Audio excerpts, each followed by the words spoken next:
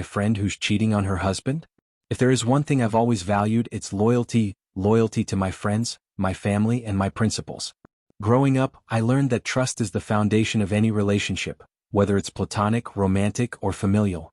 That's why the situation I now find myself in feels so disheartening. It's a web of trust broken, friendships tested, and reputations questioned. To untangle this mess, I need to start from the beginning. Jim, Alice, and I have known each other since grade school. Growing up in the same small town, we were inseparable. Our bond was formed on playgrounds, in classrooms, and during countless summer adventures. The three of us shared everything: secrets, dreams, and even the occasional mischief. Over time, our connection deepened. While others came and went from our lives, the three of us remained constant. As we grew older, our dynamic naturally shifted. Jim and Alice began dating during our senior year of high school. It was no surprise to anyone. They had chemistry, and their relationship blossomed into something beautiful. I, on the other hand, chose to focus on my studies and career aspirations.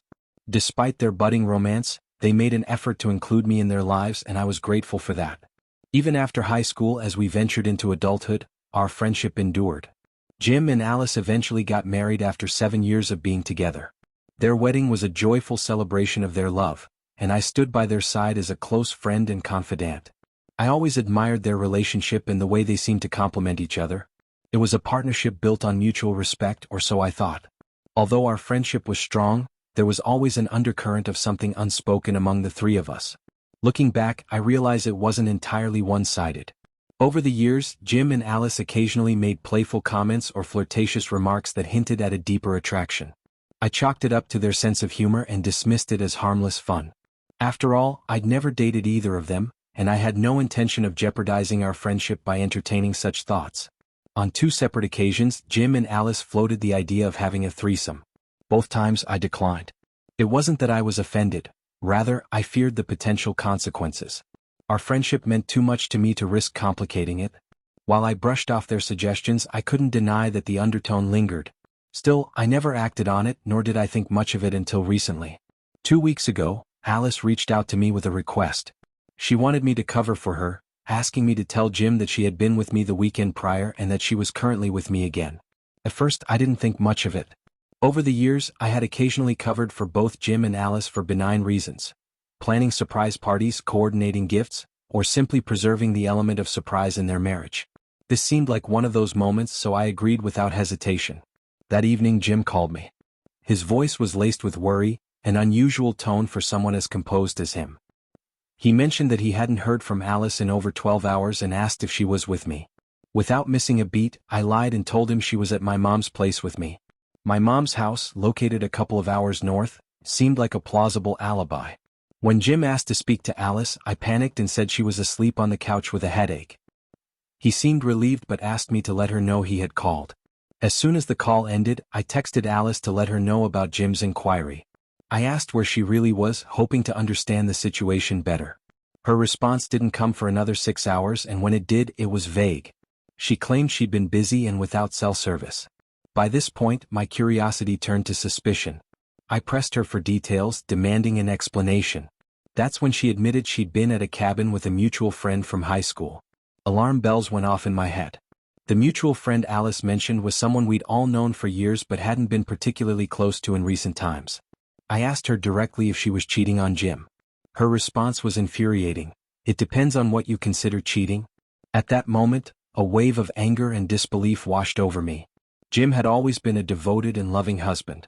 He didn't deserve this kind of betrayal. I told Alice in no uncertain terms that what she was doing was wrong and that I wouldn't cover for her anymore. Her reaction was dismissive, as if she couldn't comprehend why I was upset. She accused me of overreacting and insisted that it was complicated. The following day, Jim called me again. His voice was frantic as he asked if Alice was still with me. He sounded desperate, unsure of what was happening. I couldn't keep lying. I told him she wasn't with me and that I hadn't seen her. He pressed for more details, and I hesitated before deciding to tell him the truth. I recounted what Alice had told me about being at a cabin with our mutual friend. Jim was silent for a moment before asking if I was certain. I confirmed that I wasn't mistaken. He thanked me and ended the call. I knew I'd done the right thing, but the weight of the situation was heavy. I'd just exposed a painful truth and there was no undoing it. Not long after, Alice began bombarding me with calls and messages. Her tone was angry and accusatory. She called me a terrible friend and accused me of betraying her trust. She even went so far as to suggest that I must be secretly in love with Jim or trying to sleep with him. Her words were harsh and relentless, leaving me shocked and hurt. I eventually blocked her number to avoid further confrontation. A few days later, I learned through mutual friends that Jim had calmly ended things with Alice and was filing for divorce.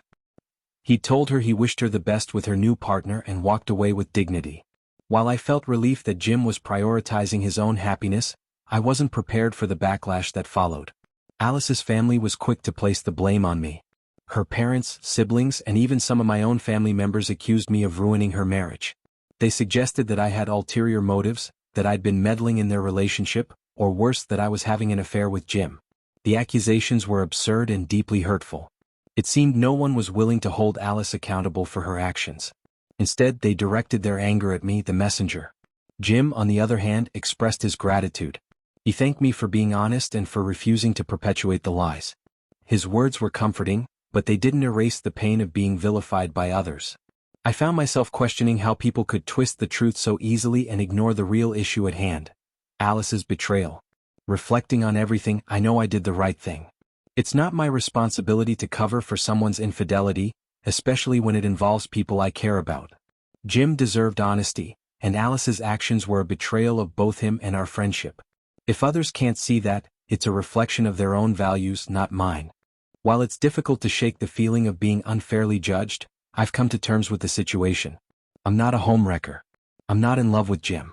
I'm simply someone who values integrity and refuses to enable harmful behavior. If that makes me the bad guy in their eyes, so be it. At the end of the day, I can't control how others perceive me. All I can do is stay true to my principles and move forward with a clear conscience. Let's read some comments. First comment was, "True friends don't put you in that position." Most likely Alice is trying to do damage control and telling everyone a warped version of the truth so that they point the finger at you and not her. You definitely did the right thing. You never agreed to keep her secret. Just stand your ground and remind everyone Alice is the cheater and take some time away from the both of them. You did nothing wrong, so sleep easy. Second comment was, "Tell all the flying monkeys that it's great to know they all have no morals, but you do, and you weren't going to lie for a cheater." She wasn't even smart about it, so it's like she was begging to be caught. Jesus. WTF is wrong with your sister and mother? I wonder how many of these women have cheated on their partners? I don't understand it. One of the things all my friends know about me is that I won't cover for cheaters, and if I find out you are cheating and I'm asked about it, I will tell them, and if there is kids/paternity fraud/pregnancy involved, then I tell obviously. My own mother is a serial cheater and my father just accepts it. I have no sympathy for cheaters. Besides, SHE brought you into it. If she wanted a better cover story, then it sounds like her entire messed up family could have covered for her. Why did she involve you?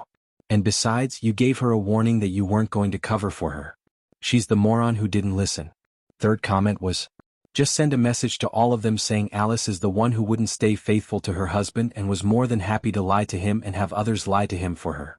She is the one who destroyed her marriage by repeatedly cheating on Jim. If any of you have issues, you take it up with her. Jim is also my friend and undeserving of such disrespect. I feel as though your accusations toward me are projections of your own infidelities. Thank you for listening the story to the end. If you enjoy our videos, so don't forget to like, share and subscribe. Have a good day, and if you haven't subscribed yet, please do it and hit the notification bell icon to stay updated with more shocking real-life stories happening around you.